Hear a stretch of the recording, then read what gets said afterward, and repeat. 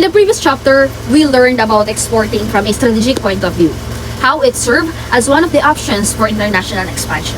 But in this chapter, we'll go deeper into the practical side of exporting, or as the book says, the nuts and bolts of it. So, exporting isn't just for big multinational corporations.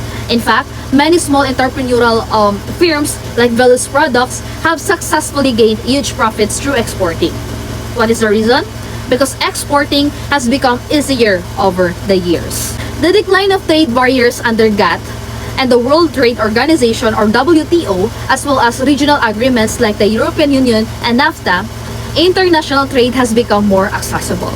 On top of that, modern technology such as online communication and fast transportation has reduced the cost and complexity of exporting.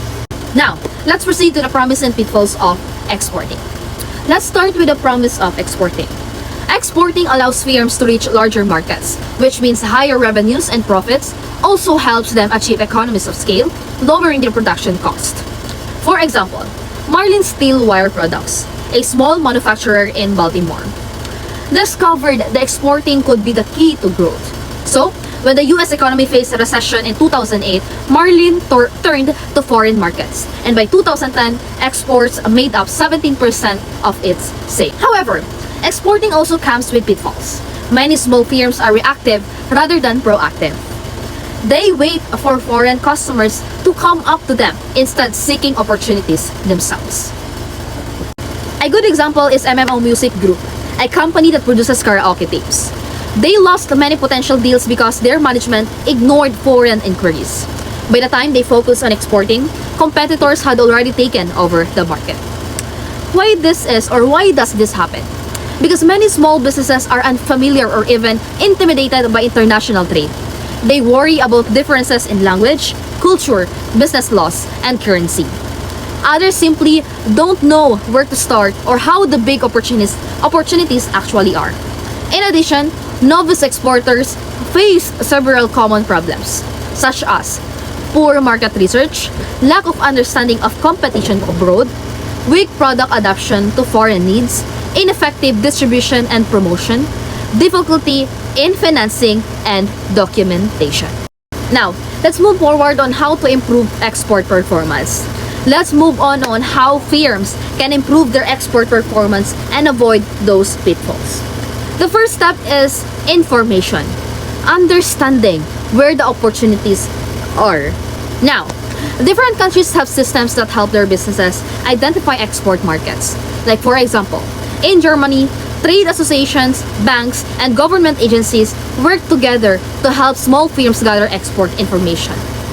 Or in Japan, the Ministry of International Trade and Industry, or MITI, and the country's large trading houses called Sogososha actively find export opportunities worldwide.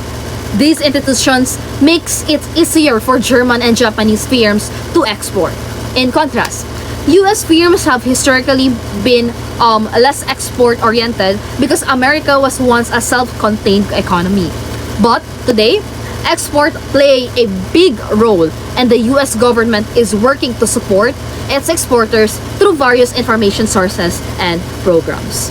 Let's move forward to the information sources in the United States. The US Department of Commerce plays a big or major role in helping businesses export. It provides the following. Number one, a best prospects list of potential foreign distributors and partners. Number two, a comparison shopping services or service where companies can request detailed market research about their products in foreign countries. Number 3, trade fairs and exhibitions where firms can showcase products abroad. Number 4, a matchmaker program connecting US firms with qualified international buyers.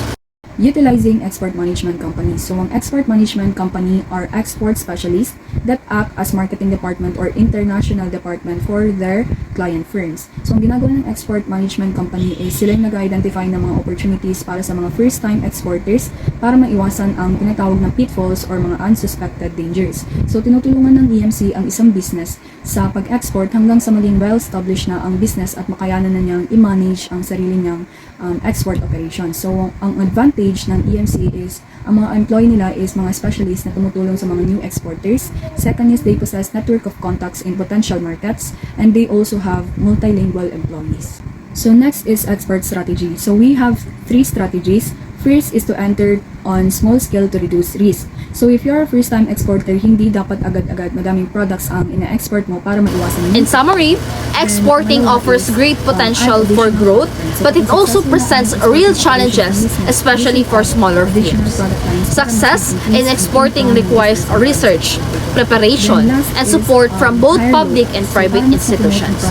As the global economy continues to integrate, exporting will remain a crucial path for companies that want to expand, compete, and thrive internationally. Export sila sa Malaysia, tapos ang mga distributor lang ng product nila is mga Malaysian din. Kaya yung mga tao doon is nagtitiwala sila sa product ng Brilliant Skin kasi yung nagre-recommend sa kanila is mga kapwa nila Malaysian din. So next is lack of trust. So if first time mo ma-involve sa international trade, it is normal to have lack of trust because nakikipag-transact ka sa mga business sa ibang country na posibleng hindi mo pa na-meet or first time pang ma-meet. So sa part ng importer, magda-doubt talaga sila kapag nagbayad sila in advance. So baka hindi i-ship agad ng ng exporter yung product. And sa part naman ng exporter, kapag ba shinip nila agad yung product is mababayaran ba sila agad or hindi. So if ma-observe no, both side is may doubt sila sa isa't isa. Kaya ang solution dito is may third party na mai-involve sa transaction. So ang third party na ito is dapat pinagkakatiwalaan ng both countries. So usually ang ginagawang third party is ang mga trusted bank. So ang importer is magtitiwala siya doon sa promise ng bank na babayaran niya yung exporter on her behalf. Then ibibigay naman ng exporter yung trust niya sa bank na yun na mababayaran siya. So this promise is also known as letter of credit. The next is credit letter. So credit letter states that bank will pay specified sum of money to a beneficiary, normally the exporter, on presentation of particular specified documents. So kagaya ng example kanina, si importer is mag-apply siya sa local bank para magpa-issue ng credit letter. So bago mag-issue ang local bank, i-check niya muna yung credit worthiness ng firm na yon, kung ano ang history ng pag-utang niya, kung nagbabayad ba siya or hindi. Then after that, before mag-approve ang bank, magre-require mo na siya ng cash deposit or other form of collateral para ma-secure niya na magbabayad yung importer. Draft. A draft, also called a bill of exchange, is a written order used in international trade to make payments. It is when an exporter, which is the seller, tells an importer, which is the buyer, or the buyer's bank to pay a certain amount of money at specific time. So there are 2 types of drafts. First is a sight draft. So sight draft must be paid right away when shown to the drawee or the one who pays. So second is time draft. So time draft is a payment. Payment is delayed usually after 30, 60, 90, or 120 days. So once the drawee accepts it, it becomes a promise to pay. So if a bank accepts the time draft, it's called a banker's acceptance. So if a business accepts it, it's called a trade acceptance. Time drafts can also be sold to investor before the due date at a discounted price. For example, if an exporter has a 100,000 draft due in 120 days, they can sell it to a bank for 97,700 and get the money right away instead of waiting. So this system is used in international trade because it builds trust and it ensures the payment are made properly between buyers and sellers in different countries. So drafts can help make international trade safer and more organized. They ensure that both buyer and seller fulfill their sides of the deal even if they are in different countries. Next is the bill of lading. So let's talk about the third important document used in international trade, or the bill of lading. So the bill of lading is an important document in international trade issued by the carrier or the shipping company to the exporter. It has 3 main purposes. First is the receipt. So it proves that the carrier has received the goods described in the document. Second is the contract. So it shows an agreement between the exporter and the carrier for the transportation service and the charges. Third is the document of title. So it represents ownership of the goods and can be used to get payment or a promise of payment before the goods are released to the importer. So, the bill of lading can be also used as collateral by the exporter to get funds or loans from their local banks before or during shipment, even before the importer pays. So, in short, the bill of lading is a very useful document in international trade because it ensures the safe transfer, payment, and financing of goods between the exporter and importer. A typical international trade transaction. So now let's talk about how an international trade transaction actually happens using the example of US exporter and a French importer. So first, the French importer ordered goods from the US exporter and asks if payment can be made through the letter of credit. So the importer agrees and gives the prices and delivery details. Next, the French importer applies to her bank, the Bank of Paris, to issue a letter of credit in favor of the US exporter.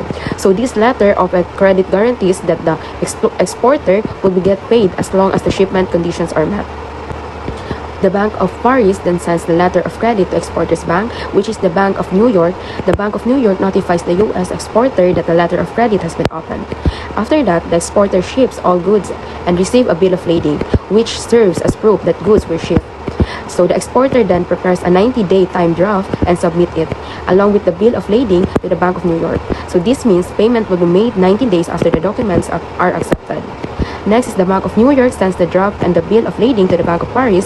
Then the Bank of Paris accepts the draft and promises to pay after 90 days while keeping the documents. Then the accepted draft is sent back to the Bank of New York and the U.S. exporter is informed that the payment will be made after 90 days. If the exporter needs money immediately, he can sell the accepted draft to the Bank of New York at a discounted price. So this way, he gets cash right away instead of waiting for 90 days. So meanwhile, the Bank of the Paris tells the French importer that the shipment documents have arrived, so the importer agrees to pay in 90 days and receives the documents so she can claim her goods. After 90 days, the importer pays the Bank of Paris and the Bank of Paris pays the Bank of New York, completing the transaction. So this whole process ensures safety, trust, and fairness in international trade. The exporter is sure to be paid and the importer is sure to receive the goods.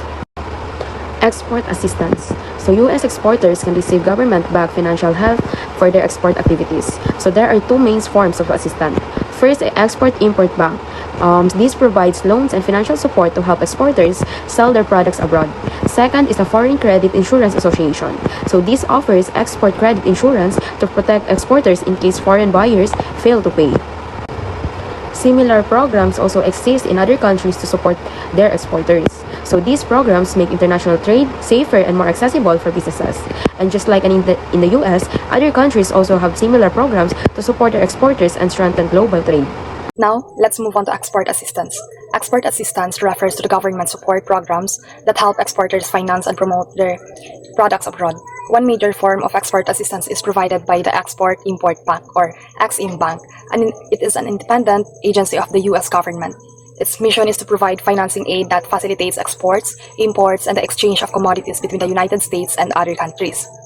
The Ex-Im Bank offers various loan and loan guarantee programs to help U.S. companies sell their products overseas. It also guarantees repayment to U.S. banks, making them more willing to lend money for foreign trade. In addition, the export credit insurance offered through the Foreign Credit Insurance Association, or FCIA, protects exporters from the risk of non-payment caused by either commercial failure or political problems in the buyer's country. This helps exporters trade with more confidence. Another form of trade arrangement is called countertrade, which occurs when goods and services are exchanged instead of using money as payment. It is commonly used when countries face problems with currency convertibility or lack foreign exchange. Examples include trading oil, agricultural products, or industrial goods in place of cash. Countertrade has been widely practiced by developing nations and countries facing financial crisis, as it allows them to continue international trade despite limited access to foreign currency. Overall, export assistance and countertrade play important roles in promoting international trade by providing financial support and flexible payment alternatives to exporters and importers. Countertrade is a type of international trade where goods or services are exchanged for other goods or services instead of using money. It's often used by countries that have limited or unstable currency but still want to trade globally. There are 5 main types of countertrade.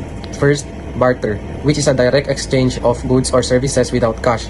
Second, counter-purchase, where a firm sells products to another country and agrees to buy certain goods in return. Third, offset, which is similar to counter-purchase, but only a percentage of the value is used to buy back goods. Fourth, switch trading, where a third-party company helps by buying and reselling goods if the original firm doesn't need them. And lastly, compensation or buyback, where a firm builds a plant or provides technology and is paid with a part of the plant's future output.